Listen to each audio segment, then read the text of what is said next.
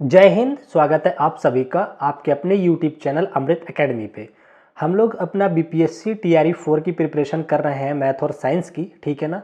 और एक सीरीज़ हमने स्टार्ट किया है जिसमें हम लोग एनसीईआरटी प्लस एससीईआरटी के कंटेंट प्लस उससे रिलेटेड जो प्रीवियस ईयर क्वेश्चंस आए हैं चैप्टर वाइज साइंस का डिस्कस कर रहे हैं। एक चैप्टर हमने आप लोगों को करा दिया है, आज आपका सेकेंड चैप्टर है जिसका कि नाम है साउंड यानी कि ध्वनि चैप्टर, ठीक है ना।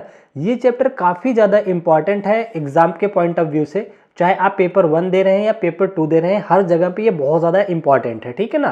तो चलिए बिना टाइम वेस्ट किए आज की क्लास को आगे बढ़ाते हैं। और जो लोग चैनल पर नए हैं वो लोग प्लीज़ चैनल को सब्सक्राइब जरूर कर लें, क्योंकि आपके इस चैनल पे मैं कंटिन्यूअस आपको बिल्कुल पेड क्लासेस की तरह theory plus previous year discuss करता हूँ, ठीक है। बहुत जल्द आप लोगों के लिए मैं मैथ की भी क्लास स्टार्ट कर दूंगा, ठीक है। चलिए तो आ जाते हैं आज की क्लास पे, ठीक है।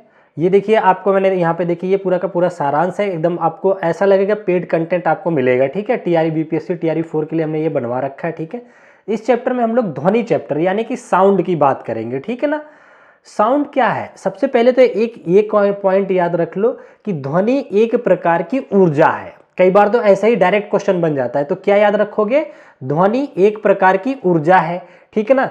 जो कैसे प्रोड्यूस होती है, ध्वनि कैसे प्रोड्यूस होती है, जब तक किसी चीज में कंपन ना किया जाए तब तक ध्वनि प्रोड्यूस नहीं होती है, ठीक है। यानी कि ध्वनि को प्रोड्यूस होने के लिए कंपन होना जरूरी है। जैसे अगर मैं बोल रहा हूं, मेरे मुख से ध्वनि यानी कि साउंड निकल रहा है, तो मेरे गले में वोकल कैविटी यहां पे होता है, ठीक है ना, जिसको वाक तंतु बोला जाता है, उसके बीच क्या होता है, कंपन होता है, जिसकी वजह से ध्वनि निकलता है, ठीक है। जैसे अगर मैं ये चुटकी बजा रहा हूं तो देखिए इसका एक ध्वनि निकला ना, क्यों, क्योंकि इनके बीच में कंपन हुआ है। तो वस्तुओं के बीच में अगर कंपन होता है तभी जाकर के ध्वनि क्या होती है, प्रोड्यूस होती है। फॉर एग्जाम्पल जैसे आप लोग ढोल देखे होंगे, ढोल को ऐसे पीटते हैं तो कंपन होता है। अगर आप लोग सपोज दैट गिटार बजाते हैं तो उनके स्ट्रिंग में कंपन करवाते हैं, और अगर बांसुरी बजाते हैं तो वायु स्तंभ के द्वारा कंपन करवाते हैं।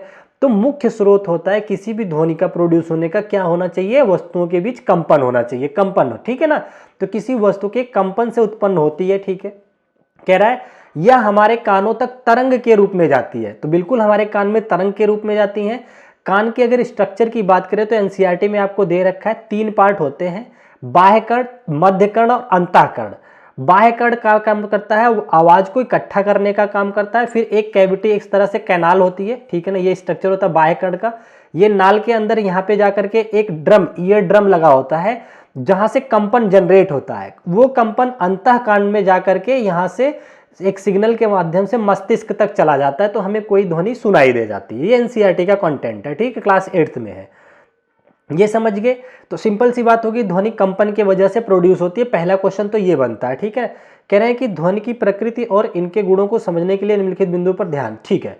अब हम देख लेते हैं क्या ध्वनि का उत्पन्न होने का स्रोत क्या है, ठीक है ना। तो ये मैंने बता दिया, ध्वनि मुख्यतः कहां से उत्पन्न होती है, कंपनों द्वारा, ठीक है। अच्छा, कह रहा है कंपन करने वाले माध्यम, जैसे देखिए ड्रम हो गया, वाद्य यंत्र हो गया, बोलते समय गले में स्वर रज्जु जिसको बोलते हो आप लोग ना, यहाँ पे रहता है, वो उत्पन्न करते हैं कंपन ही, ठीक है ना। चलिए अब हम बढ़ चलते हैं, लास्ट तक बने रहिएगा, इसमें हम लोग प्रीवियस ईयर को भी डिस्कस करेंगे, ठीक है ना। ध्वनि की प्रकृति की अगर मैं बात करूं, ठीक है ना, नेचर ऑफ साउंड की, तो कैसी होती है, पहली बात तो आपको ये याद रखना है। देखिए इस नोट्स में आपको जो पॉइंट मिल रहे हैं ना, एकदम कंठस्थ कर लेना है, एकदम डिक्टो ये क्वेश्चन बनने वाले पॉइंट है। बहुत ज्यादा कुछ नहीं लिखा हूं, 3-4 पेज में ही आपको सब सिमेट दिया हूं मैंने, ठीक है ना।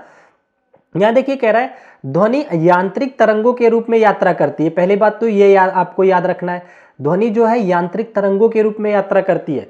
तो इससे क्या पता चलता है कि अगर ध्वनि यांत्रिक तरंग के रूप में यात्रा करती है तो ध्वनि को ट्रेवल करने के लिए माध्यम की आवश्यकता पड़ती है।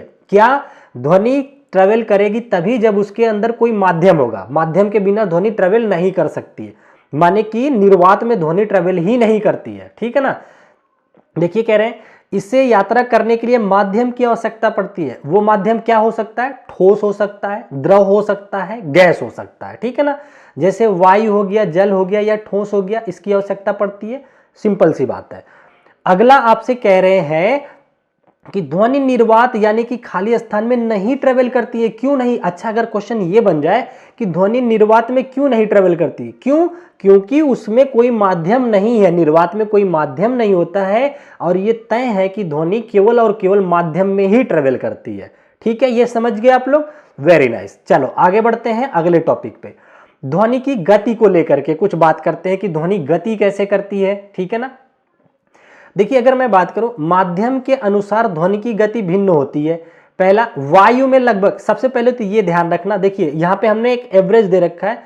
वायु में जो ध्वनि की चाल होती है 443 मीटर पर सेकंड होती है लगभग। ये वैल्यू नहीं याद रखनी है आपको देखिए, ठोस, उसके बाद फिर द्रव, द्रव के बाद फिर गैस। ठीक है ना? इसमें तुलनात्मक अध्ययन पता करना है कि किसमें तेज चलती है, किसमें धीमे चलती है, किसमें स्लो चलती है। तो जो साउंड होता है ठोस में सर्वाधिक गति करता है, उसके बाद द्रव में, फिर जाके गैस में करता है। ये इसकी स्पीड होती है। ठीक है ना? तो यहां पे देखिए कह रहा है जल में वायु की तुलना में 4 गुना तेज चलती है। ठीक है ना? जल में, तो इसका मतलब अगर मान लो 20 की स्पीड से एयर में ट्रेवल कर रही है तो 20 चौक 80 की स्पीड से ये द्रव में ट्रेवल करेगी, ऐसे समझ लो, 4 गुना। ठीक है ना? ठोस में जल से भी तेज, इसका मतलब ठोस में सबसे अधिक तेज चलती है। तो 3 माध्यम में आपको पता चल गया, ठोस में सर्वाधिक, जल में उससे कम, द्रव हो गया, गैस में सबसे कम। ठीक है, ये बात पता रहेगी। चलिए आगे बढ़ चलते हैं अगले टॉपिक की तरफ। अब ध्वनि की कुछ महत्वपूर्ण विशेषताओं पे बात कर लेते हैं। ठीक है ना? तो वो विशेषताएं क्या है? सबसे पहली विशेषता आ जाती है आवृत्ति यानी कि फ्रीक्वेंसी। ठीक है ना? फ्रीक्वेंसी बहुत ज्यादा, देखिए आयाम, एम्पलीट्यूड, फ्रीक्वेंसी, ये दोनों चीजें बहुत इंपॉर्टेंट है। अब फ्रीक्वेंसी क्या होती है? ध्वनि की तरंगों की संख्या प्रति सेकंड हर्ट में मापी जाती है, ये याद रखना। ध्वनि की जो तरंग, तरंग का मतलब हमने बताया ना, जैसे मैं बोल रहा हूं तो यहां से तरंगे निकल रही हैं यूं यूं करके। ठीक है ना? तो 1 सेकंड में मान लो 20 तरंग निकल गई, तो जो उसकी आवृत्ति हो गई 20 हर्ट्ज हो गई, यानी कि 20 तरंग पर सेकंड। ठीक है ना? ये देखो ऐसे ऐसे वेव करके चलती है साउंड। ठीक है ना? वेव के फॉर्म में। तो 1 सेकंड में कितनी वेव निकल गई, वही ध्वनि की तरंगों की संख्या प्रति सेकंड, यही हर्ट्ज में मापी जाती है। तो कई बार फ्रीक्वेंसी की यूनिट पूछ लेता है, तो वो आपको पता चलना चाहिए, क्या होना चाहिए? हर्ट्ज होती है। ठीक है? अच्छा, ये देखिए एक बेसिक सा चीज है, श्रव्य जो ध्वनियां होती हैं जिनको हम आसानी से सुन सकते हैं, वो 20 हर्ट्ज से लेकर 20,000 हर्ट्ज तक होती हैं, ये श्रव्य होती हैं।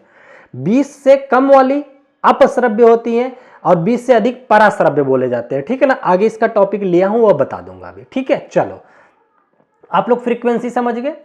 अगला टॉपिक आपका आ जाता है आयाम। आयाम यानी कि एम्पलीट्यूड। ये क्या होता है? जैसे ये वेव चल रही है ना, ये वेव चल रही है, इसके माध्य स्थिति से ये जो मैक्सिमम हाइट है ना, इसी को आयाम बोला जाता है। ठीक है ना? आयाम क्या डिसाइड करता है? ध्वनि के तरंग की तीव्रता यानी ऊंचाई, या फिर लाउडनेस, याद रख लो, क्या? लाउडनेस। ठीक है ना? देखिए उच्च आयाम यानी कि तेज ध्वनि, मतलब जैसे जो लड़कियां होती है ना, उनमें तीक्ष्णता ज्यादा होती है, उनकी ध्वनि जो होती है पतली होती है और तीक्ष्ण होती है। ठीक है ना? वहीं अगर बॉयज की बात करें तो उनकी आवाज में लाउडनेस होती है। क्यों? क्योंकि इनका एम्पलीट्यूड ये जो है बहुत ज्यादा होता है। ठीक है ना? तो अगर कहता है कि कोई व्यक्ति बहुत तेज लाउडनेस बोल रहा है, तो इसका मतलब उसका आयाम सर्वाधिक है। ठीक है ना? आयाम क्या होता है? लाउडनेस। लाउडनेस किससे पहचानते हैं? आयाम से। और तारत्व की बात करें तो वो फ्रीक्वेंसी से पहचाना जाता है। ठीक है ना?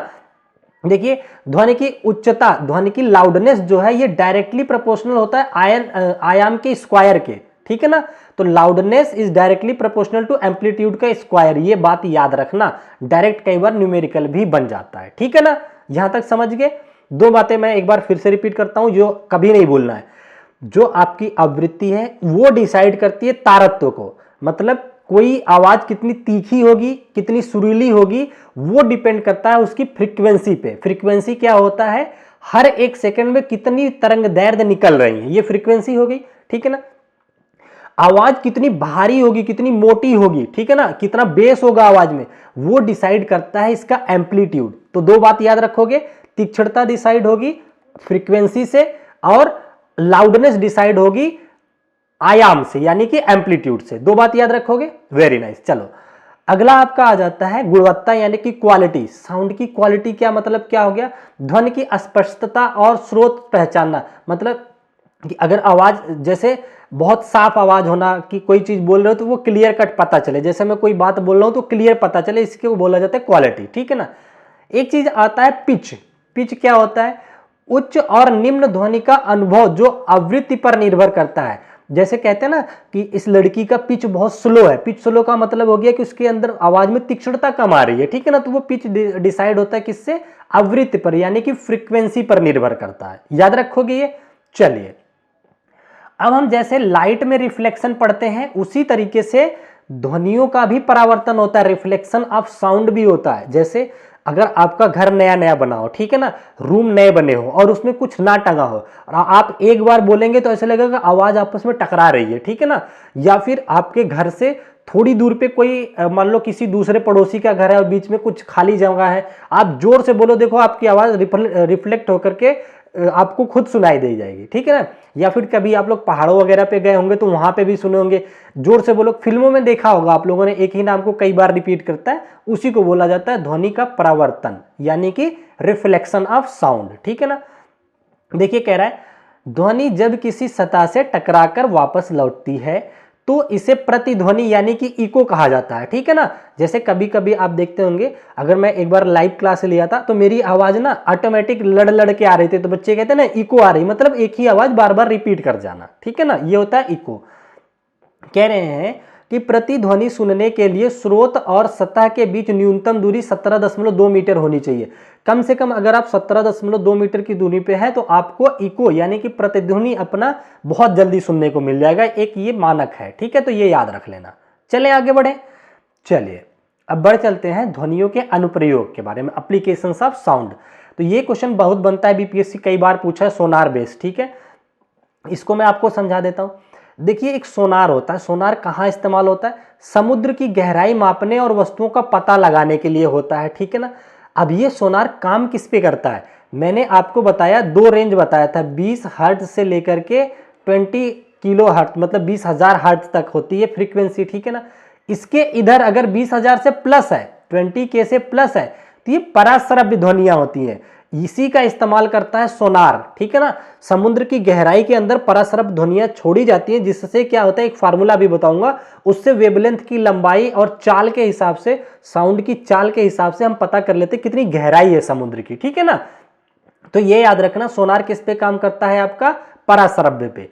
उसी तरह के देखिए अल्ट्रासोनिक तरंगे, चिकित्सा में अत्यधिक अंगों की जांच, मतलब आंतरिक अंगों की जांच करने के लिए अल्ट्रासाउंड आप लोगों ने कराया होगा, उसमें भी अल्ट्रासोनिक तरंगे छोड़ी जाती है, ठीक है ना। अल्ट्रासोनिक का मतलब पराश्रव्य की बात कर रहा है, ठीक है, इसी की हिंदी होती है पराश्रव्य, ये पराश्रव्य ही बोल रहा है, मतलब 20,000 हर्ट्ज से अधिक के साउंड अगर छोड़ा जाए तो वो अधिक गहराई में जाकर के आपके शरीर के अंदर क्या बीमारी है वो भी पता कर लेता है, जिसको हम लोग क्या बोलते हैं, अल्ट्रासाउंड करा के आए, बोलते हैं ना गांव में या शहरों में भी बोलते हैं कि भैया अल्ट्रासाउंड करा के आए हैं, इसमें देखो ये निकला है, सब पेट में पथरी है, किडनी में खराब है, तो ये पता चल जाता है। क्यों, क्योंकि इनकी स्पीड होती है अंदर तक चली जाती है, तो उससे हम फिर फार्मूला लगा करके लेंथ निकाल लेते हैं, ठीक है ना, ये हो गया।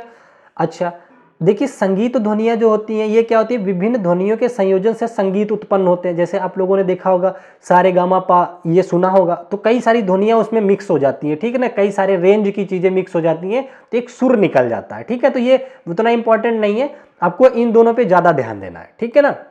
आपसे पूछेगा चिकित्सा में किस किस चीज का इस्तेमाल करके जो सुना जाता है या आंतरिक चीजों का अल्ट्रासाउंड वगैरह होता है, तो पराश्रव्य ध्वनियां यानी कि अल्ट्रासोनिक।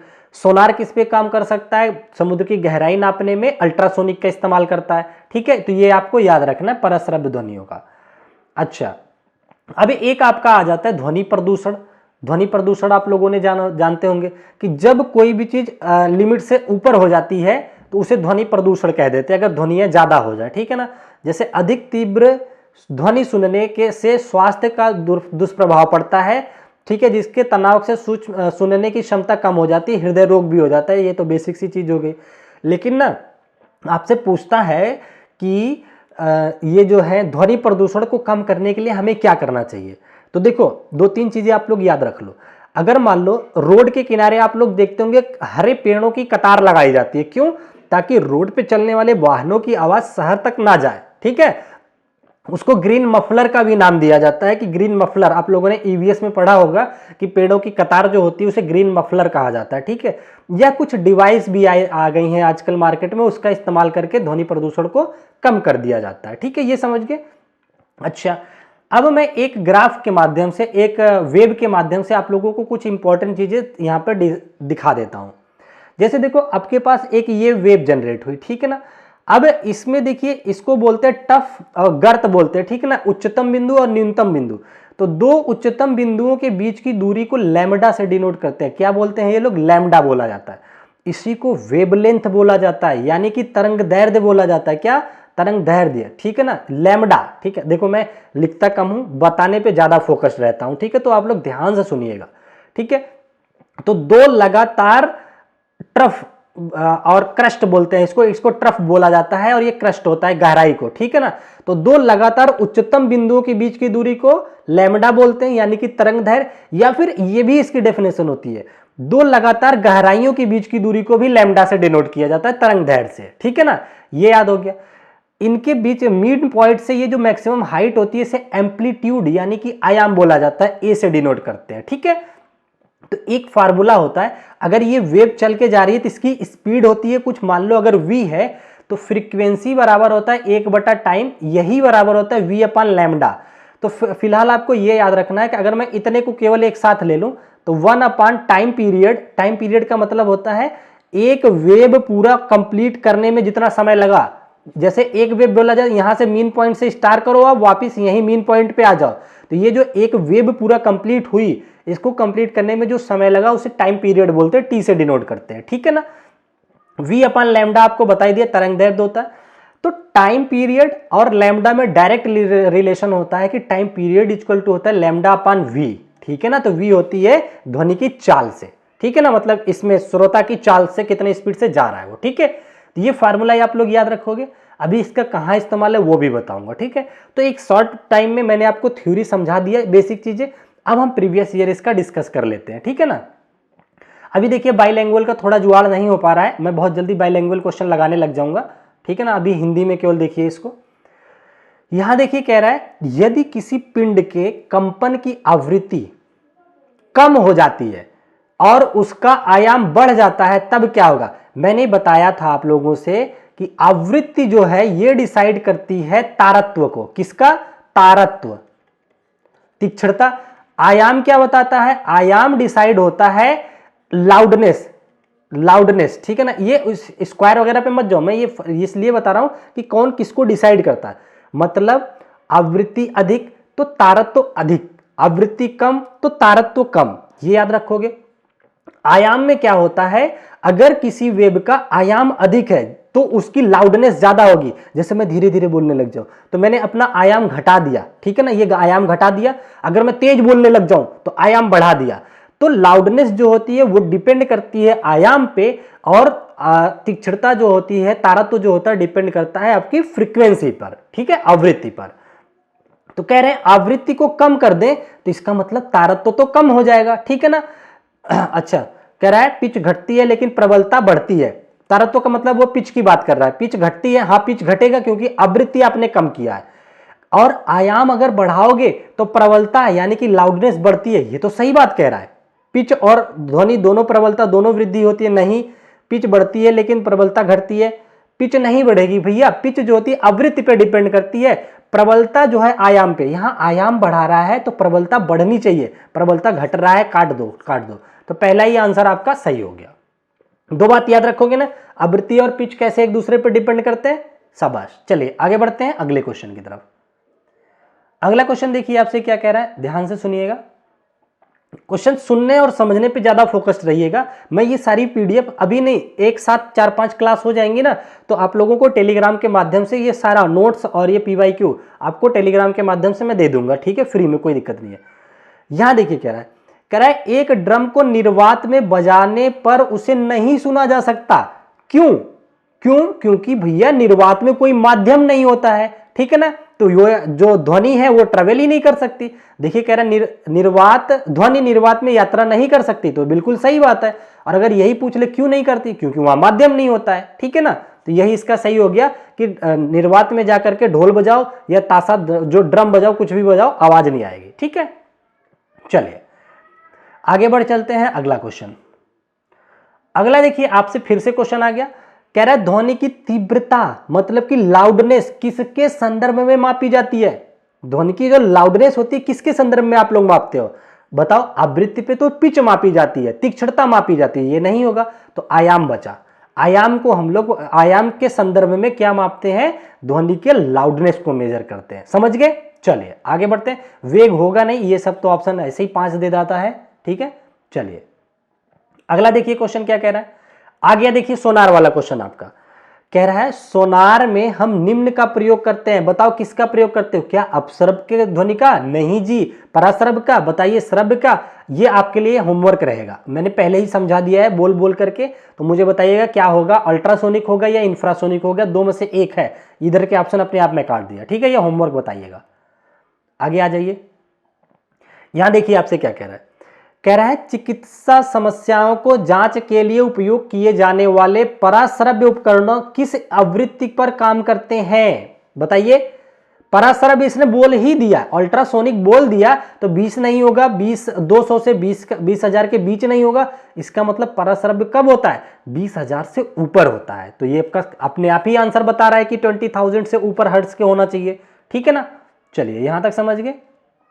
Next question.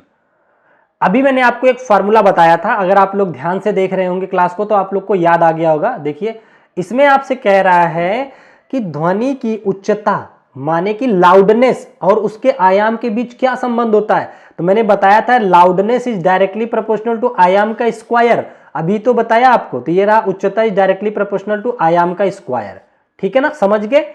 चलिए आगे बढ़ते हैं अगले क्वेश्चन की तरफ। टाइम वेस्ट करना मेरा उद्देश्य नहीं रहता, मेरा पढ़ाने पे ज्यादा फोकस रहता, आप लोग बस चीजों को समझते जाओ। एक क्वेश्चन देखो यहां आ गया, कह रहा 500 मीटर पर सेकंड की चाल से यात्रा करने वाली तरंग, वेलोसिटी दे रखा है, यात्रा करने वाली तरंग दैर्ध्य की लंबाई 20 मीटर है, समय अंतराल बताओ, मतलब टाइम पीरियड। अभी फार्मूला बताया टी इज इक्वल टू, क्या बताया था, लैम्डा अपॉन वी, याद आया। अभी फार्मूला बताया, इतनी जल्दी तो मत भूलो यार, अभी जस्ट बताया हूं। T is equal to lambda upon v, v क्या है, चाल है, लैम्डा ये रहा, लैम्डा तरंग दैर्ध्य है। तो तरंग दैर्ध्य मीटर में होती है, 20 मीटर दे रखा है, 20 रख दो, नीचे रख दो कितना, 500। तो जब आप 20 को 500 से भाग दोगे तो 0 से 0 कट गया, दशमलव लगाओगे, फिर 0 लगाओगे, ये 200 बन गया, ठीक है ना। 0 से 0 कर गया, 5 चौक के 20, 4 बार चला गया, तो 0.04 सेकेंड लगेगा टाइम पीरियड इसका। तो 0.04 सेकेंड इसका करेक्ट आंसर आ जाएगा। इसीलिए ये फार्मूला मैंने आप लोगों को बताया था, तो आपको फार्मूले याद रहने चाहिए छोटे मोटे, ठीक है ना। चलो आगे बढ़ चलते हैं अगले क्वेश्चन की तरफ। ये भी देखिए बहुत ही अच्छा सा क्वेश्चन है। इसमें कह रहा है ध्वनि का वेग सबसे तेज होता है किसमें, स्टील में, पानी में, दूध में, उपयुक्त में से एक से अधिक कोई नहीं। तो भैया ठोस में सर्वाधिक होता है, तो स्टील जो होता है ये सॉलिड होता है, ये सही है। पानी में कम, दूध में कम, और ये तो होंगे नहीं ऑप्शन, समझ गए। चलिए अगला क्वेश्चन देखिए क्या कह रहा है। बहुत अच्छे अच्छे क्वेश्चन है, बहुत ध्यान से पढ़ना। ये अगर आप लोग साथ देते रहोगे, वीडियो के बाद दो मिनट भी टाइम नहीं लगता है, 2 वर्ड जरूर लिख के जाना, ताकि मैं, देखिए मुझे कोई पैसा नहीं मिल रहा है ना, आप लोगों से कोई फीस मांगता हूं मैं, ठीक है ना। आपका प्यार ही है जो मुझे मोटिवेट करता है कंटिन्यूअस क्लासेस लाने के लिए। तो 2 शब्द लिख दोगे तो मुझे थोड़ा सा लगेगा कि आप लोग प्रॉपर वे में क्लासेस देख रहे हो, मुझे एक उम्मीद बनी रहेगी कि नहीं आगे हमें क्लासेस अपलोड करनी है रिकॉर्ड करके, ठीक है। बस इतने के लिए, बाकी और कोई चीज नहीं चाहिए। चलिए अगला कह रहा है आपसे, किसी ध्वनि तरंग का तारत्व, तारत्व आ गया यानी कि पिच, निम्नलिखित पे किसके अभिलक्षण पर निर्भर करता है। तारत्व भैया याद करो, लाउडनेस आयाम पे होता था, तारत्व आपका होता था फ्रीक्वेंसी यानी कि आवृत्ति पर, चाल नहीं, आयाम नहीं, ये सब नहीं, ठीक है, समझ गए। आवृत्ति यानी कि फ्रीक्वेंसी पर तारत्व यानी कि पिच डिपेंड करता है। चलो आगे बढ़ चले, नेक्स्ट क्वेश्चन। ये देखिए क्या कहना चाह रहा है, बड़ा अच्छा क्वेश्चन है, ध्यान से सुनना। कह रहा है एक वस्तु 15 हर्ट्ज की ध्वनि उत्पन्न करती है, निम्न में से कौन सा कथन सत्य है। बताओ 15 हर्ट्ज की ध्वनि की ओर उत्पन्न कर रही है, यह ध्वनि हम लोग सुन ही नहीं पाएंगे, क्योंकि हम सुनते कितने से 20 हर्ट्ज से 20,000 तक केवल सुन पाते हैं, ठीक है ना। तो 15 इसके कम आ गया, अपश्रव्य हो गया। यह ध्वनि हमारे द्वारा नहीं सुनी जा सकती। यह ध्वनि केवल ठोस में सुनी जा सकती है, नहीं। यह ध्वनि हमारे द्वारा सुनी जा सकती है, नहीं। ये तो दोनों होंगे ही नहीं, ठीक है ना। चलो आगे बढ़ चलते हैं। अगर आप लोगों ने वीडियो को यहां तक देखा तो ये आज का लास्ट क्वेश्चन था, ठीक है। लगभग 10 से 12 क्वेश्चन हमने डिस्कस कर दिए हैं। पहले देखिए, जब तक नोटिफिकेशन नहीं आता है तब तक हम लोग चैप्टर के बेसिक कंटेंट को समझेंगे, फिर उससे रिलेटेड प्रीवियस ईयर समझेंगे। और आप लोग कमेंट करो कि सर मैथ को भी ऐसे ही करा दे, तो अगर आप लोग कहोगे तो मैं मैथ को भी चैप्टर थोड़ा सा डिस्कस करूंगा, उसके कॉन्सेप्ट, फिर उससे रिलेटेड 10, 12, 15 क्वेश्चन ले लूंगा, ताकि कॉन्सेप्ट आपका क्लियर हो जाए, ठीक है। और ये वीडियो कैसी लगी वो जरूर बताइएगा, क्योंकि आप ही लोग का मोटिवेशन रहता है, तभी मैं करा पाता हूं चीजों को, ठीक है ना। तो इस वीडियो को अब मैं फिलहाल यहीं तक रखूंगा, ठीक है। कैसा लगा आप लोगों को वो जरूर बताइएगा, ठीक है। तो चलिए ठीक है, फिर मिलते हैं आप लोगों से नेक्स्ट क्लास में। तब तक के लिए आप अपना ध्यान रखें। Bye bye, take care, thank you so much. जय हिंद, जय भारत।